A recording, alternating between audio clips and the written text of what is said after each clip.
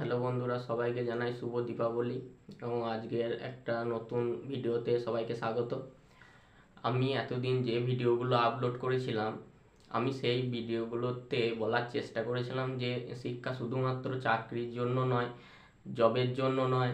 আমরা শিক্ষা থেকে যে জ্ঞান বুদ্ধি অর্জন করি, সেই জ্ঞান বুদ্ধিকে অবলম্বন করি আমাদের সারা জীবনটা নির্ধারিত হয়, যে আমরা সারা জীবনটা সুখে কাটবে না দুঃখে কাটবো এই জ্ঞান বুদ্ধির ওপর নির্ভর করে আমাদের যে ফিউচার অর্থাৎ ভবিষ্যৎটা নির্ধারণ হয়। সেই জন্য এখানে একটা প্রশ্ন আসে যে কোনো ছাত্রই শিক্ষা গ্রহণ করলে সে কি জ্ঞান বুদ্ধি অর্জন করতে পারবে? না, অবশ্যই না। কারণ যে কোনো ছাত্র শিক্ষা গ্রহণ করলে সে জ্ঞান বুদ্ধি অর্জন করতে পারবে না। কারণ জ্ঞান বুদ্ধি অর্জন করতে গেলে দুটো শর্ত পূরণ করতে হবে। এক নম্বর শর্ত হলো যে ছাত্রটি শিক্ষা অর্জন করছে তার জেনারেল নলেজ থাকতে হবে, অর্থাৎ সাধারণ বুদ্ধি, অর্থাৎ তার বোঝার ক্ষমতা, তার সাধারণ বুদ্ধি থাকতে হবে। এবং 2 নম্বর হচ্ছে যে বুঝে পড়া, অর্থাৎ একটা সঠিক নিয়মে তাকে শিক্ষা গ্রহণ করতে হবে।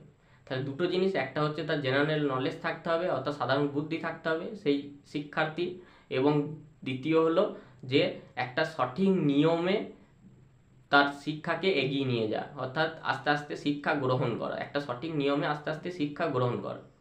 তাহলে সেই নির্দিষ্ট নিয়মটি কি? তাহলে সেই নির্দিষ্ট নিয়মটি হলো স্কুলে যেরকম একটি নির্দিষ্ট রুটিন দিয়ে সেই রুটিন অনুযায়ী প্রত্যেক দিন আমাদের শিক্ষা দান করা হয়, তেমনি আমরা ওই নির্দিষ্ট রুটিন মাফিক দৈনিক শিক্ষা গ্রহণ করি। সেই রকম আমাদের বাড়িতে একটা রুটিন মানিয়ে নিতে হবে সমস্ত বিষয়ের ওপর, যে বিষয়গুলো আমাদের সিলেবাসে আছে, এবং সেই বিষয় অনুযায়ী আমাদের বাড়িতে পড়ে সেগুলোকে কমপ্লিট করতে হবে পরীক্ষার আগেই। এখন 1 থেকে 9 পর্যন্ত ইউনিট টেস্ট পরীক্ষা চালু আছে, তো ইউনিট টেস্টের আগে যতটা আমাদের সিলেবাস আমি বাড়িতে পড়ে কমপ্লিট করব।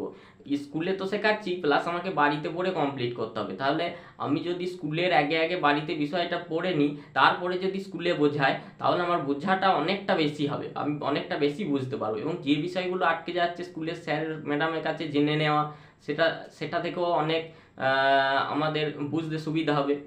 তো আমি নিয়ে আসবো এর পরের ভিডিওতে যে কিভাবে রুটিনটা তৈরি করবে এবং কিভাবে রুটিন মাফিক পড়বে, কিভাবে সময় বার করব স্কুলের পড়া করে, প্রাইভেটের পড়া করে, কিভাবে সময় বার করে আমি বাড়িতে পড়তে পারবো, সেটা আমি পরের ভিডিওতে বলবো।